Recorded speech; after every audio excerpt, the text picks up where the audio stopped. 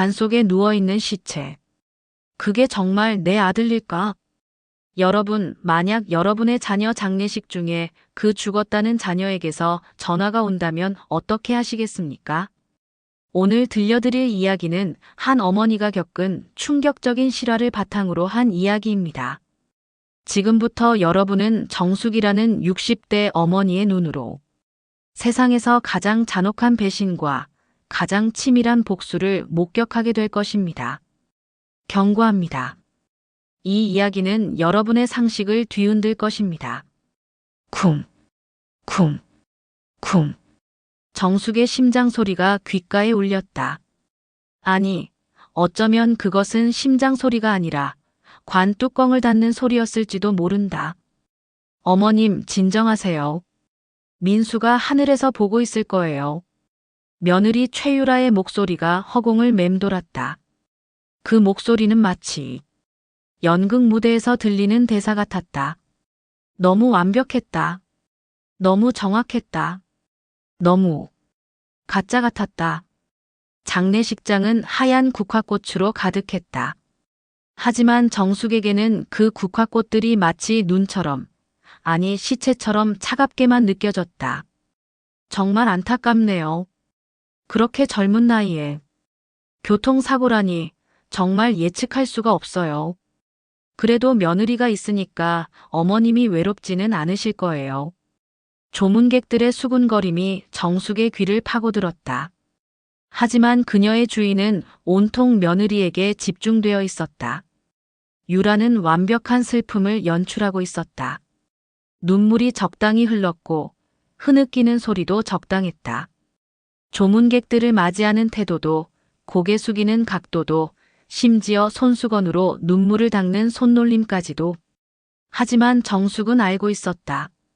진짜 슬픔에 빠진 사람은 그렇게 완벽할 수 없다는 것을. 진짜 절망에 빠진 사람은 그렇게 계산적일 수 없다는 것을. 정숙 자신이 그랬으니까. 남편을 잃었을 때 정숙은 며칠 동안 제대로 서 있을 수도 없었다. 밥을 먹을 수도 물을 마실 수도 없었다. 하지만 유라는 조문객들에게 차까지 직접 따라주며 웃음까지 보이고 있었다. 어머님은 드시지 않으세요? 유라가 정숙에게 따뜻한 차를 건네며 물었다. 그 얼굴에는 걱정이 가득했다. 완벽한 걱정이었다. 고마워. 유라야. 정숙은 차를 받아들였다. 하지만 그 차가 목구멍을 넘어가지 않았다. 마치 독을 마시는 것 같은 기분이었다. 밤 9시가 넘어서야 조문객들이 하나둘 발길을 돌렸다. 장례식장은 고요해졌고 오직 정숙과 유라 그리고 영정속 민수만이 남았다. 어머님, 이제 좀 쉬세요. 내일 발인이니까 체력을 아껴두셔야 해요. 유라의 배려가 완벽했다. 너무 완벽했다. 정숙은 복도로 나와 화장실을 찾았다. 거울 속 자신의 모습이 초라했다. 60년을 살면서 이런 절망감을 느껴본 적이 있었던가. 그때였다. 복도 끝에서 유라의 목소리가 들려왔다. 전화 통화하는 소리였다. 응, 잘 끝났어. 내일 화장하고 나면 완전히 끝이야. 정숙의 발걸음이 멈췄다. 보험금. 그건 좀 더 기다려야지. 너무 성급하면 의심받아. 보험금. 정숙의 온몸에 소름이 돋았다. 아들의 장례식 당일 밤에 며느리가 보험금 이야기를 하고 있다니. 걱정 마, 다 계획대로야. 그 늙은이도 의심하지 않고 있어. 그 늙은이. 나를 말하는 건가? 정숙은 조용히 화장실로 피했다. 심장이 터질 것처럼 뛰었다. 무언가 잘못되었다. 매우 잘못되었다. 시계가 자정을 가리켰다. 장례식장은 조용했다. 유라는 소파에서 잠들어 있었고 정숙은 의자에 기대어 눈을 감고 있었다. 그런데 잠들 수가 없었다. 계속 머릿속에서 유라의 전화 통화가 맴돌았다. 보험금. 그 늙은이. 다 계획대로. 이때 정숙의 휴대폰이 진동했다. 새벽 12시 3분. 발신자는 발신자 표시 제한이었다. 장례식장에서 새벽에 누가 전화를 걸까? 정숙은 유라를 깨우지 않으려고 조용히 복도로 나가서 전화를 받았다. 여보세요? 처음엔 아무 소리도 들리지 않았다. 잡음만 들렸다. 그런데 엄마. 정숙의 온몸이 얼어붙었다. 엄마, 나야. 민수야. 휴대폰이 손에서 떨어질 뻔했다. 이건 꿈이다. 환청이다. 아들을 잃은 충격으로 인한 환각이다. 엄마, 놀라지 마. 나 살아있어. 하지만 그 목소리는 너무도 선명했다. 너무도 생생했다. 분명히 민수의 목소리였다. 민수야? 정말 너냐? 정숙의 목소리가 떨렸다. 응, 엄마. 나야. 관 속에 있는 건 나가 아니야. 유라가 날 죽이려고 했어. 세상이 무너지는 소리가 들렸다. 뭔 소리냐? 유라가 왜? 보험금 때문이야, 엄마. 유라에게 다른 남자가 있어. 둘이 짜고서 나를 죽이려고 했어. 정숙은 벽에 기대어 겨우 몸을 지탱했다. 하지만 운이 좋았어. 마지막 순간에 탈출했어. 그들은 내가 죽은 줄 알고 있어. 다른 시체를 내 것으로 바꿔치기 한 거야. 그럼 관 속에 있는 건 모르는 사람이야. 아마 신원불명의 시체를 구해온 것 같아. 정숙의 머릿속이 하얘졌다. 이 모든 것이 거짓말이었다니. 이 모든 슬픔이 연기였다니. 엄마, 잘 들어. 아무것도 모르는 척해야 해. 만약 유라가 엄마까지 의심하면 뭘 어떻게 하라는 거냐? 일단 장례를 치러. 그리고 유라를 믿는 척해. 내가 증거를 모으고 있어. 조금만 더 시간을 줘. 어디 있냐? 엄마가 찾아가겠다. 안 돼. 위험해. 유라가 엄마를 감시하고 있을 수도 있어. 민수의 목소리에 절박함이 묻어났다. 엄마, 약속해. 절대로 티내지 마. 연기라도 해야 해. 엄마까지 위험해지면 안 돼. 알겠다. 알겠어. 그리고 엄마, 유라가 엄마한테 뭘 주면 절대 먹지 마. 약이든 음식이든. 설마. 유라는 사람을 죽이는데 거리낌이 없어. 이미 한 번 해봤으니까. 전화가 끊어졌다. 정숙은 그 자리에 주저앉았다. 복도에서 발소리가 들려왔다. 유라였다. 어머님, 어디 계세요? 정숙은 재빨리 눈물을 닦고 일어났다. 이제부터는 연기를 해야 한다. 생존을 위한 연기를. 화장실 갔다 오는 길이야. 이 시간에 웬일이세요? 잠을 못 주무시는군요. 유라의 표정에는 걱정이 가득했다. 하지만 이제 정숙에게는 그 걱정이 가면으로 보였다. 민수 생각이 나서 잠이 안 와. 어머님. 유라가 정숙의 손을 잡았다. 그 손이 차가웠다. 얼음처럼 차가웠다. 내일 발이 나고 나면 좀 나아지실 거예요. 저도 민수를 많이 그리워해요. 거짓말. 모든 것이 거짓말이었다. 하지만 정숙은 고개를 끄덕였다. 그래. 고마워, 유라야. 이제부터 진짜 게임이 시작이다. 다음 날 아침, 발인식이 시작되었다. 관을 운구차에 옮기는 순간, 정숙은 온 힘을 다해 슬픔을 연기했다. 하지만 그 슬픔은 반만 연기였다. 진짜 슬픔은 아들이 살아있다는 기쁨과 며느리가 살인자라는 분노가 뒤섞인 복잡한 감정이었다. 어머님, 이제 민수도 편히 쉴 수 있을 거예요. 유라가 정숙의 어깨를 감싸며 위로했다. 그 손길이 뱀처럼 느껴졌다. 화장장에서 관이 화로 속으로 들어가는 순간 정숙은 속으로 다짐했다. 누구든지 관 속에 있는 그 사람. 미안해. 내가 반드시 복수해 줄게. 장례를 마치고 집으로 돌아가는 길, 유라가 갑자기 제안했다. 어머님, 저희 집에서 같이 사세요. 뭐? 혼자 계시면 외로우실 텐데. 저도 민수가 없으니 외롭고요. 정숙은 속으로 소름이 돋았다. 왜 갑자기 함께 살자고 하는 걸까? 혹시. 아니야, 유라야. 너도 혼자만의 시간이 필요할 텐데. 괜찮아요. 사실은 제가 더 필요해요. 민수 없이는 무서워서 혼자 못 살 것 같아요. 거짓말이었다. 정숙은 확신했다. 분명히 다른 목적이 있었다. 그럼 며칠만. 아니에요. 계속 같이 살아요. 어머님 집 팔고 저희 집에서 같이 사세요. 집을 팔라고. 정숙의 머릿속에서 경보가 울렸다. 결국 정숙은 유라의 집으로 이사했다.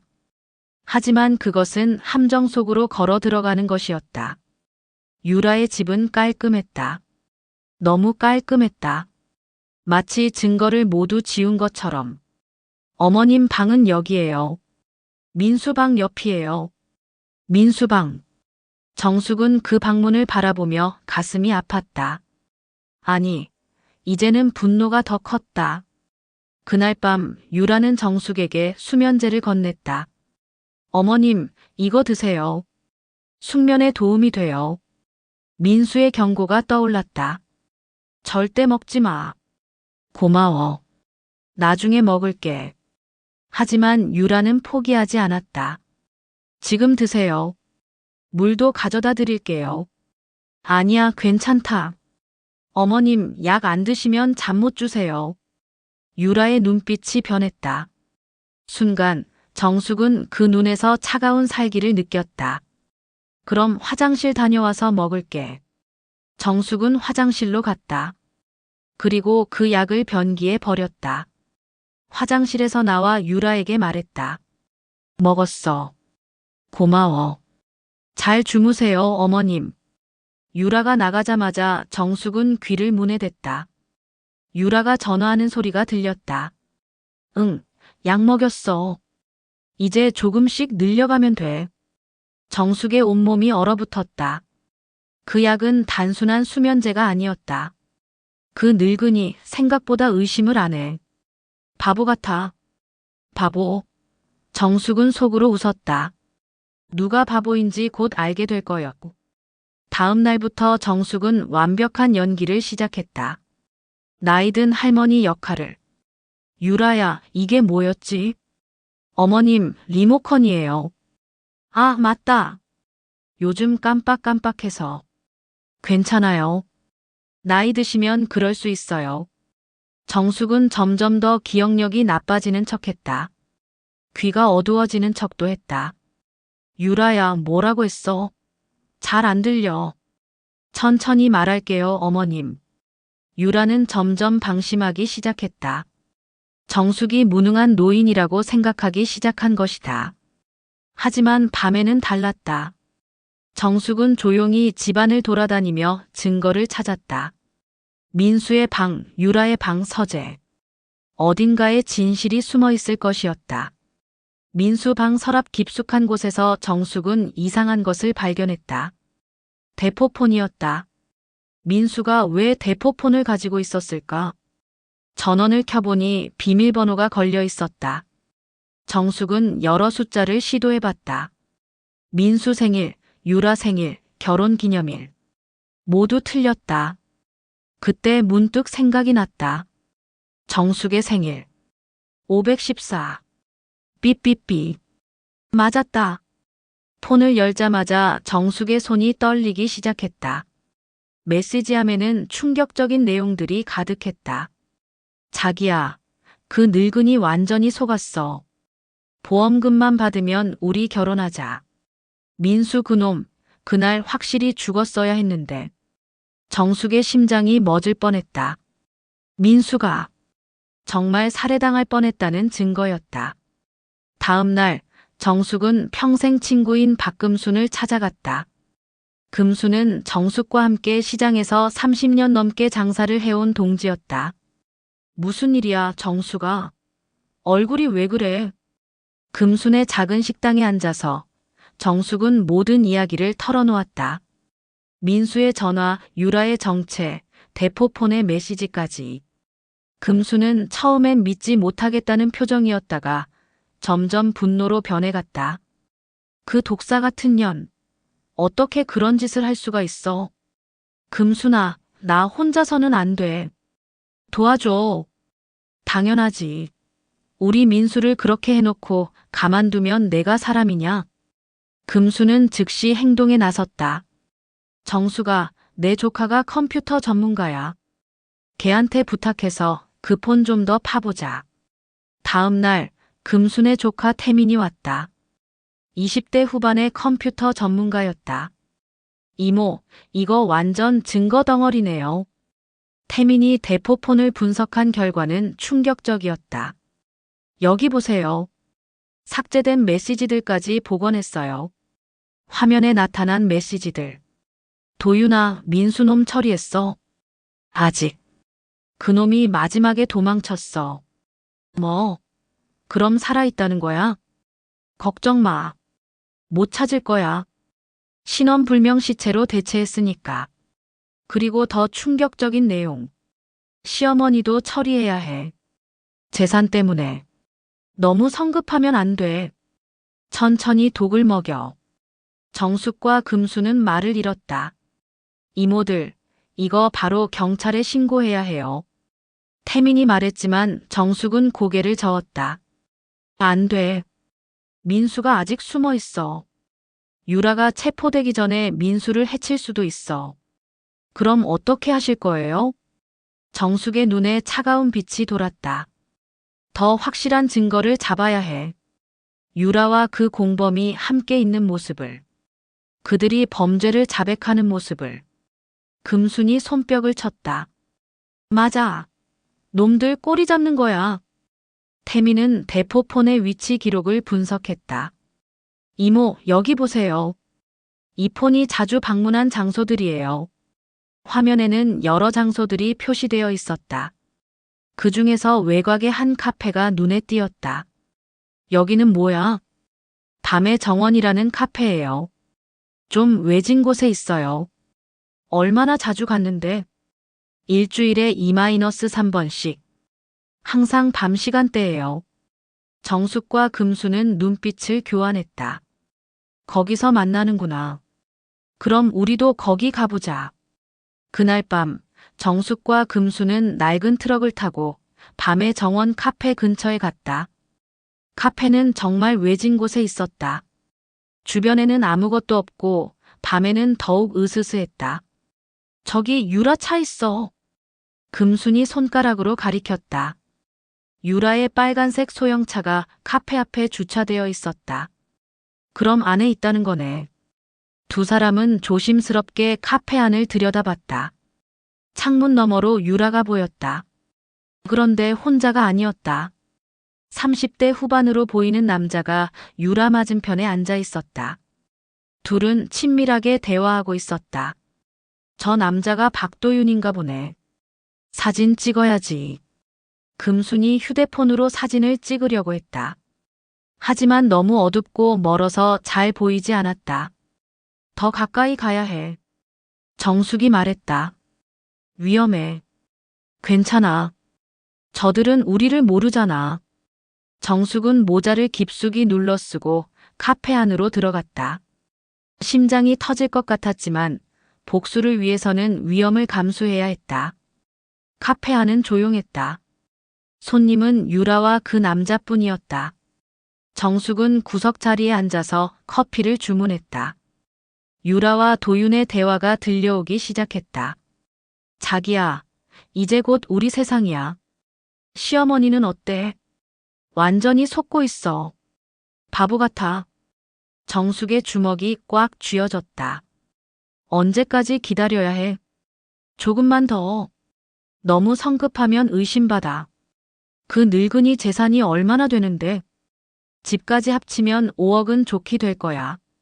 정숙은 휴대폰으로 몰래 녹음을 시작했다. 이제 확실한 증거가 생겼다.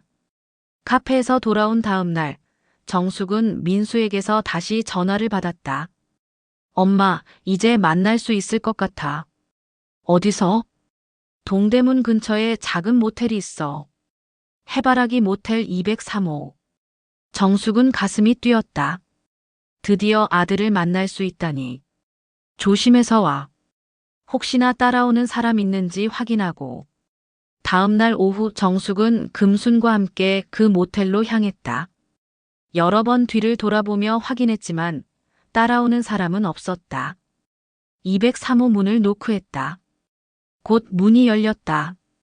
그리고 엄마. 민수가 정숙을 끌어안았다. 살아있는 민수였다. 정말 살아있었다. 정숙은 울음을 터뜨렸다. 기쁨의 눈물이었다. 정말 살아있구나. 정말. 하지만 민수의 모습은 처참했다. 며칠 동안 제대로 씻지도 먹지도 못한 것 같았다. 얼굴은 상처투성이었고 눈에는 공포가 가득했다. 민수야, 도대체 무슨 일이 있었던 거냐? 민수는 떨리는 목소리로 그날의 일을 설명하기 시작했다. 엄마, 유라가 나한테 투자자를 소개해준다고 했어. 회사가 어려워서 데스프릿했거든. 민수는 작은 디자인 회사를 운영하고 있었다. 최근 몇 달간 적자가 계속되어 자금 압박에 시달리고 있었다. 그날 밤 유라가 외곽으로 가자고 했어. 투자자가 그곳에서 만나자고 한다면서. 그래서 갔구나. 도착했는데 투자자는 없었어. 대신 박도윤이라는 남자가 있었지. 금순이 끼어들었다. 그 남자가 유라 애인이야? 그런 것 같아. 둘이 너무 자연스럽게 행동했거든. 민수는 계속 이야기했다. 처음엔 정말 투자 이야기인 줄 알았어. 도윤이 술을 권하더라고. 거절할 수 없는 분위기였어. 그 술에 뭔가 탔구나. 그런 것 같아. 점점 정신이 흐려지더라고. 그런데 의식을 잃기 직전에 들었어. 유라가 도윤한테 하는 말을. 정숙과 금순이 숨을 죽였다. 보험금 2억이야. 반반 나눠 갖자라고 했어. 그래서 나는 죽은 척하고 있었어. 그들이 나를 차 트렁크에 넣더라고. 절벽으로 가서 차째로 밀어버릴 계획이었어. 정숙의 온몸에 소름이 돋았다. 그런데 어떻게 살아났냐? 차가 절벽으로 굴러떨어지기 직전에 트렁크에서 빠져나왔어. 약기운이 조금 깨면서 힘을 낼 수 있었거든. 그럼 유라와 도윤은 차가 떨어지는 걸 보고 성공했다고 생각한 것 같아. 나는 숨어서 지켜봤거든.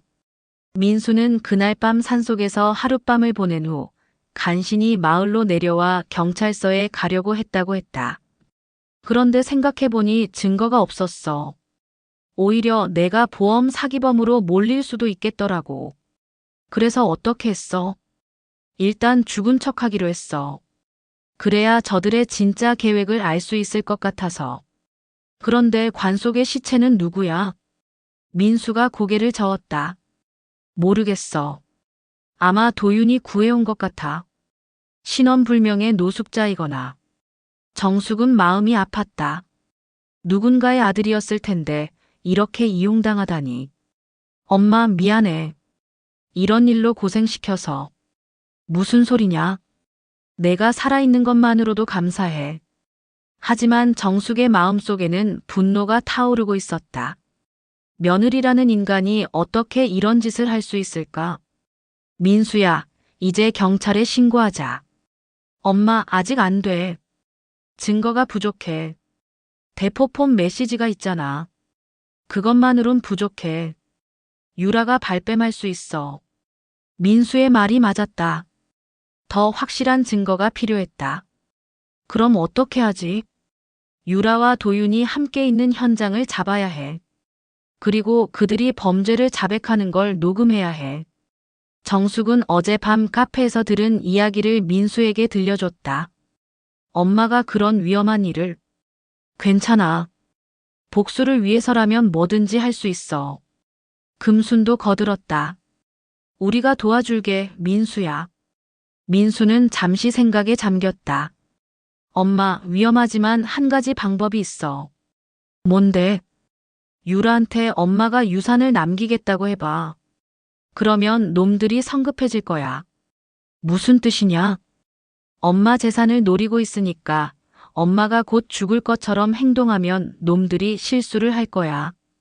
정숙은 민수의 계획을 이해했다. 내가 병에 걸린 척하라는 거구나. 맞아. 그러면 유라가 서둘러서 증거를 남길 거야. 위험한 계획이었다. 하지만 다른 방법이 없었다. 집으로 돌아온 정숙은 즉시 연기를 시작했다. 며칠 전부터 몸이 아프다며 병원에 가겠다고 했다. 어머님, 어디가 아프세요? 유라의 목소리에 걱정이 가득했다. 하지만 정숙은 이제 그 걱정이 가짜라는 것을 알고 있었다. 가슴이 답답하고 숨이 잘 안 쉬어져. 병원 가보세요. 다음 날 정숙은 금순과 함께 병원에 갔다. 그리고 의사에게 부탁해서 가짜 진단서를 받았다. 물론 돈을 주고. 유라야, 병원에서 큰 병이라고 해. 정숙이 집에 돌아와서 유라에게 말했다. 유라의 표정이 순간 변했다. 놀람이 아니라 기대감. 어떤 병이세요? 심장병이야. 의사가 오래 못 산다고 해. 유라의 눈에서 잠깐 기쁨의 빛이 스쳤다. 정숙은 그것을 놓치지 않았다. 얼마나? 길어야 6개월이래. 그날 밤 유라는 또 전화를 했다. 정숙은 문틈으로 엿들었다. 도윤아, 대박이야. 그 늙은이가 심장병이래. 정말 6개월밖에 못 산대. 우리가 뭘 할 필요도 없어. 하지만 다음 말이 더 충격적이었다. 그래도 확실하게 해야 해. 혹시나 하니까. 며칠 후 정숙은 유라에게 중요한 이야기가 있다고 했다. 유라야, 내가 죽으면 모든 재산을 너한테 줄 거야. 유라의 눈이 반짝였다. 어머님, 그런 말씀 마세요. 아니야. 민수도 없고 너밖에 없잖아. 내일 변호사 불러서 유언장 쓸 거야. 그날 밤 유라의 전화 통화는 더욱 흥분되어 있었다. 5억이야. 집까지 합치면 5억. 언제 유언장 써? 내일이래. 좋아. 그럼 내일 밤에 확실하게 끝내자. 정숙은 소름이 돋았다. 내일 밤. 그들이 뭔가 할 계획이었다. 다음 날 유언장을 쓴 후 저녁 시간이었다. 유라가 특별한 저녁을 준비했다고 했다. 어머님, 오늘은 제가 직접 요리했어요. 식탁에는 정성스러운 음식들이 차려져 있었다. 하지만 정숙은 불안했다. 고마워, 유라야. 많이 드세요. 유라가 계속 음식을 권했다. 특히 수프를 자꾸 권했다. 이 수프 정말 맛있어요. 많이 드세요. 정숙은 민수의 경고를 떠올렸다. 절대 먹지 마. 배가 좀 불러서. 조금만이라도 드세요. 유라가 집요하게 권했다. 정숙은 수프를 떠서 입에 가져갔다. 하지만 삼키지는 않았다. 화장실에 가서 뱉어냈다. 그날 밤 정숙은 잠든 척했다. 하지만 귀는 바짝 세우고 있었다. 새벽 1시쯤 조용한 발소리가 들렸다. 유라였다. 그리고 뒤이어 또 다른 발소리가. 남자 발소리였다. 정숙은 눈을 살짝 떴다. 유라와 도윤이 정숙의 침실로 들어오고 있었다. 확실히 죽었나? 도윤이 속삭였다. 수프에 넣은 걸로는 부족할 수도 있어. 확실하게 해야 해. 유라가 베개를 들었다. 정숙을 질식사시키려는 것이었다. 정숙은 온몸이 얼어붙었다. 정말로 죽을 수도 있는 상황이었다. 바로 그때 현관문이 열리는 소리가 들렸다. 어머님, 금순이에요. 금순의 목소리였다. 미리 약속한 대로 새벽에 온 것이었다. 유라와 도윤은 당황해서 서로를 바라봤다. 어떻게 하지? 일단 숨어. 도윤이 옷장 안에 숨었다. 유라는 재빨리 베개를 제자리에 놓고 나갔다. 금순 아주머니, 이 시간에 웬일이세요? 어머님이 어제 전화해서 새벽에 오라고 했어요. 정숙은 속으로 안도의 숨을 쉬었다. 정말 위험한 순간이었다. 하지만 정숙에게는 아직 확실한 증거가 없었다. 도윤이 옷장에 숨어 있는 것을 보았지만 그것만으론 부족했다. 며칠 후 정숙은 태민에게 부탁했다. 집안에 몰래카메라 설치할 수 있어? 물론이죠. 최신형으로 해드릴게요. 태민은 집안 곳곳에 작은 카메라들을 설치했다. 거실, 부엌, 심지어 정숙의 침실에도. 이제 모든 게 녹화될 거예요. 며칠 후 유라와 도윤이 또 시도했다. 이번에는 더 조심스럽게. 이번엔 확실하게 해야 해. 독을 더 많이 넣었어. 이번엔 죽을 거야. 그들의 대화가 모두 녹화되고 있었다. 하지만 이번에도 정숙은 음식을 먹지 않았다. 대신 화장실에 버렸다. 왜 안 죽어? 도윤이 짜증을 냈다. 이상해. 분명히 먹었는데. 직접 해야겠어. 그들은 또 정숙의 침실로 향했다. 이번에는 독이 든 주사기까지 가져왔다. 하지만 이번에는 달랐다. 정숙이 미리 경찰에 신고해 놓았던 것이다. 경찰이다. 갑자기 현관문이 열리며 경찰들이 쏟아져 들어왔다. 유라와 도윤은 완전히 당황했다. 뭐야? 살인 미수 혐의로 체포합니다. 그때 정숙이 일어났다. 놀랐지? 유라는 믿을 수 없다는 표정이었다. 어머님, 살아계셨어요? 당연히 살아있지. 너희들 짓거리를 다 봤어. 경찰서에서 유라와 도윤은 발뺌을 시도했다. 저희는 아무것도 안 했어요. 그럼 이건 뭐야? 경찰이 몰래카메라 영상을 틀었다. 화면에는 유라와 도윤이 정숙을 죽이려는 모습이 적나라하게 드러났다. 독을 더 많이 넣었어. 이번엔 죽을 거야. 유라의 목소리가 녹음되어 나왔다. 이것도 있어. 이번에는 대포폰의 메시지들이 공개되었다. 보험금 2억이야. 반반 나눠 갖자. 시어머니도 처리해야 해. 재산 때문에. 유라의 얼굴이 창백해졌다. 절망적인 상황에서 도윤이 먼저 무너졌다. 다 유라가 시킨 거예요. 뭐라고? 유라가 도윤을 노려봤다. 유라가 남편을 죽이자고 했어요. 저는 그냥 도운 것뿐이에요. 이 개새끼가. 유라가 도윤에게 달려들었지만 경찰이 말렸다. 바로 그때 경찰서 문이 열렸다. 민수가 들어왔다. 유라는 유령을 본 것처럼 경악했다. 민수, 어떡해. 놀랐지? 나 안 죽었어. 민수의 얼굴에는 차가운 분노가 서려 있었다. 그날 밤 내가 나한테 한 짓 다 기억해. 유라는 말문이 막혔다. 결국 유라가 모든 것을 자백했다. 맞아요. 다 제가 한 거예요. 왜 그런 짓을 했어? 돈 때문이에요. 민수는 빚만 잔뜩 있고 저는 더 나은 삶을 살고 싶었어요. 그래서 남편을 죽이려 했다고. 도윤이를 만난 후로 민수가 방해가 됐어요. 그리고 보험금도 있고. 정숙은 유라를 바라보며 말했다. 내가 그렇게 차갑고 잔인한 사람인 줄 몰랐다. 미안해요. 정말 미안해요. 하지만 정숙은 용서할 수 없었다. 미안하다고. 내 아들을 죽이려 하고 나까지 죽이려 했으면서. 수사가 진행되면서 더 충격적인 사실이 드러났다. 관 속의 시체. 그게 누구인지 아세요? 경찰이 물었다. 도윤이 대답했다. 노숙자요. 제가 죽인. 뭐라고? 보험 사기를 위해서. 신원불명의 사람이 필요했어요. 즉 유라와 도윤은 민수뿐만 아니라 무고한 사람도 죽인 것이었다. 정숙은 그 노숙자를 생각하며 눈물을 흘렸다. 이름도 모르는 채 이용당한 불쌍한 영혼.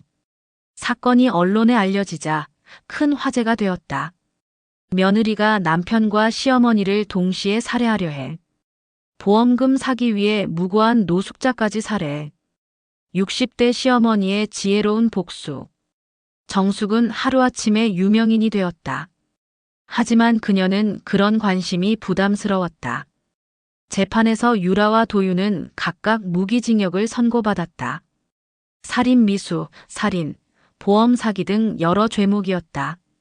마지막 최후 진술에서 유라가 말했다. 정말 미안합니다. 제가 미쳤었어요. 하지만 정숙은 그런 사과를 받아들일 수 없었다. 너는 미친 게 아니야. 그냥 악한 거야. 이 사건은 사회에 큰 충격을 주었다. 특히 가족 내에서 일어나는 범죄의 심각성을 보여줬다. 가족이라는 이름으로 포장된 욕망. 현대 사회의 물질 만능주의가 낳은 비극. 전문가들은 이 사건을 다양한 각도에서 분석했다. 하지만 정숙에게는 그런 분석보다도 아들이 살아있다는 사실이 더 중요했다. 모든 사건이 끝난 후 정숙과 민수는 시골로 이사했다. 서울의 복잡한 생활을 뒤로하고 조용한 마을에서 새 삶을 시작하기로 한 것이다. 엄마, 여기 공기 좋다. 민수는 많이 회복되었다. 물리적인 상처뿐만 아니라 정신적인 상처도. 그래. 여기서 우리 조용히 살자. 정숙은 작은 텃밭을 가꾸기 시작했다. 상추, 고추, 토마토. 생명을 키우는 일이 마음을 평안하게 해줬다. 정숙은 정기적으로 무명의 노숙자를 위해 절에 가서 기도했다. 이름도 모르지만 그의 죽음을 헛되이 하고 싶지 않았다. 미안해. 우리 때문에 이용당해서. 정숙은 그를 위해 작은 비석도 세웠다. 알려지지 않은 영혼을 위하여라고 새겼다. 금수는 자주 시골집을 찾아왔다. 정수가 잘 지내니? 응, 고마워. 내가 없었으면 정말 위험했을 거야. 두 친구는 텃밭에서 일하며 옛 이야기를 나눴다. 하지만 그 무서운 사건 이야기는 하지 않았다. 앞으로는 좋은 일만 있을 거야. 그래야지. 민수는 시골에서 작은 카페를 열었다. 해바라기 카페라고 이름 지었다. 엄마, 왜 해바라기야? 해바라기는 항상 태양을 향해 있잖아. 우리도 항상 희망을 향해 살자는 뜻이야. 카페는 작았지만 따뜻했다. 마을 사람들이 하나둘 찾아와서 단골이 되었다. 몇 달 후 민수에게 새로운 인연이 생겼다. 마을 초등학교 선생님인 은주였다. 엄마, 소개해드릴 사람이 있어. 은주는 순수하고 따뜻한 사람이었다. 유라와는 정반대였다. 어머님, 잘 부탁드려요. 정숙은 은주의 맑은 눈빛을 보며 안심했다. 이번에는 진짜 좋은 사람을 만난 것 같았다. 정숙은 마을의 다른 할머니들과 모임을 만들었다. 현명한 어머니 모임이라고 불렀다. 우리 며느리들, 딸들 잘 살펴봐야 해. 그래, 요즘 세상이 무서워. 정숙은 자신의 경험을 바탕으로 다른 어머니들에게 조언했다. 가족이라고 해서 무조건 믿으면 안 돼. 행동을 잘 관찰해야 해. 정숙은 가정폭력 피해자들을 돕는 단체에서 자원봉사를 시작했다. 제가 도울 수 있는 일이 있을까요? 물론이죠. 정숙님의 경험이 많은 사람들에게 도움이 될 거예요. 정숙은 자신과 비슷한 상황에 있는 사람들을 상담해줬다. 그들에게 희망을 줄 수 있어서 보람있었다. 2년 후 감옥에 있는 유라에게서 편지가 왔다. 어머님께. 저는 정말 미안합니다. 제가 얼마나 나쁜 짓을 했는지 이제야 깨달았습니다. 용서해달라고 말할 자격도 없지만 정숙은 그 편지를 읽고 한동안 생각에 잠겼다. 그리고 답장을 썼다. 유라야, 나는 너를 용서할 수는 없다. 하지만 내가 진심으로 뉘우치고 있다면 남은 인생이라도 의미 있게 살기를 바란다. 어느 저녁 정숙과 민수는 마당에서 차를 마시며 이야기했다. 엄마, 이 모든 일을 겪고 나니까 인생에 대해 많이 생각하게 돼. 그래. 사람을 너무 쉽게 믿으면 안 되겠더라고. 정숙이 고개를 저었다. 그런 게 아니야. 믿되 확인하라는 거지. 무슨 뜻이에요? 사람을 믿는 건 좋은 일이야. 하지만 그 사람의 행동도 잘 봐야 해. 말과 행동이 다르면 조심해야 하는 거고. 민수가 끄덕였다. 엄마가 그때 유라의 연기를 눈치챈 것처럼요. 맞아. 진짜 슬픔과 가짜 슬픔은 달라. 해가 지면서 하늘이 붉게 물들었다. 정숙은 그 하늘을 바라보며 말했다. 민수야, 우리가 이 일을 겪은 이유가 있을 거야. 무슨 이유요? 다른 사람들이 우리와 같은 일을 당하지 않도록 경고하라는 뜻일지도 몰라. 정숙은 자신의 이야기가 누군가에게는 교훈이 될 수 있기를 바랐다. 가족이라는 이름으로 포장된 악의를 조심하라고. 그리고 포기하지 말고 끝까지 싸우라고. 민수가 어머니의 손을 잡았다. 엄마 덕분에 살았어요. 정말 고마워요. 아니야. 우리가 서로 도와서 이겨낸 거야. 세월은 5년이 흘렀다. 정숙은 이제 65세가 되었고 민수는 은주와 결혼해서 귀여운 딸 하나를 낳았다. 할머니, 3살 된 손녀 지우가 정숙에게 달려왔다. 우리 지우 왔구나. 정숙은 손녀를 안으며 행복해했다. 이런 평범한 행복이 얼마나 소중한지 이제는 알 수 있었다. 민수의 해바라기 카페는 이제 마을의 명소가 되었다. 도시에서도 사람들이 찾아올 정도였다. 사장님, 여기 분위기가 정말 좋아요. 감사합니다. 민수는 손님들에게 진심으로 웃었다. 진짜 웃음이었다. 유라와 함께 있을 때의 억지 웃음과는 달랐다. 은주는 정말 좋은 며느리였다. 정숙을 친어머니처럼 모셨다. 어머님, 오늘 뭐 드시고 싶으세요? 뭐든 좋아. 내가 해주는 건 다 맛있어.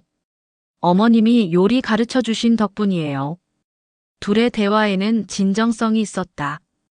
계산이나 꾀가 아닌 진짜 가족애였다. 가끔 정숙은 유라의 소식을 들었다. 감옥에서 다른 죄수들에게 한글을 가르치며 봉사하고 있다고 했다. 그래도 사람이 바뀔 수는 있는 건가 보네. 정숙은 복잡한 마음이었다. 용서할 수는 없지만 그녀가 진심으로 뉘우치고 있다면 다행이었다. 정숙의 이야기는 책으로도 출간되었고 영화로도 제작되었다. 많은 사람들이 가족 내 범죄의 심각성에 대해 깨닫게 되었다. 어머님 덕분에 저도 주변을 더 조심스럽게 보게 되었어요. 팬레터들이 계속 도착했다. 정숙은 그것들을 읽으며 보람을 느꼈다. 금수는 여전히 정숙의 가장 좋은 친구였다. 정숙아, 우리 정말 대단한 일 해냈지? 그래. 우리가 해냈어. 두 친구는 텃밭에서 일하며 웃었다. 그 웃음 속에는 함께 위기를 극복한 동지애가 담겨 있었다. 지우가 조금 더 자란 어느 날 정숙이 말했다. 지우야, 할머니가 중요한 이야기 해줄게. 네, 할머니. 사람은 말보다 행동을 봐야 해. 그리고 가족이라고 해서 다 좋은 사람은 아니야. 아직 어린 지우는 완전히 이해하지 못했지만 언젠가는 이 말의 의미를 알게 될 것이었다. 여러분, 제 이야기를 들어주셔서 감사합니다. 이 이야기가 허구라고 하지만 현실에서도 이런 일들이 일어나고 있습니다. 가족이라는 이름 뒤에 숨은 악의를 조심하세요. 그리고 무엇보다 절대 포기하지 마세요. 진실은 언젠가 드러나게 되어 있습니다. 그리고 정의는 늦더라도 반드시 실현됩니다. 여러분도 저처럼 지혜롭고 용기 있게 살아가시기를 바랍니다. 첫 번째 관찰의 중요성. 말보다 행동을 보라. 완벽한 연기일수록 의심하라. 직감을 무시하지 마라. 두 번째, 가족 내 범죄의 현실성. 가족이라고 해서 무조건 안전하지 않다. 경제적 이익 앞에서 변하는 인간의 본성. 보험금, 상속 등을 노리는 범죄주의. 세 번째, 노년층의 지혜와 힘. 나이가 많다고 무력하지 않다. 오랜 경험에서 나오는 직관력. 끝까지 포기하지 않는 의지력. 네 번째, 진정한 가족의 의미. 혈연보다 중요한 것은 진심. 서로를 지키려는 마음. 어려울 때 함께하는 사람이 진짜 가족. 일상에서의 경계심, 갑작스러운 태도 변화주의, 금전 관련 제한 신중히 검토, 음식이나 약물 섭취주의, 증거 수집의 중요성, 의심스러운 상황은 기록으로 남기기, 전문가의 도움받기, 혼자 해결하려 하지 말고 신뢰할 수 있는 사람과 상의. 이 이야기는 단순한 복수극이 아닙니다.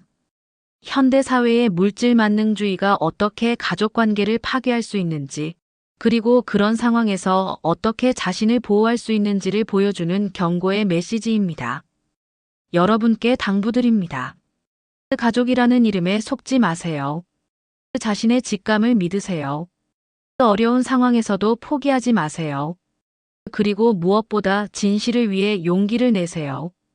정숙 할머니의 이야기가 여러분의 삶에 지혜와 용기를 주기를 바랍니다. 행복은 지키는 것이 아니라 끝까지 싸워서 되찾는 것이다. 이상으로 장례식 중 걸려온 전화 한 통 이야기를 마칩니다. 들어주셔서 감사합니다.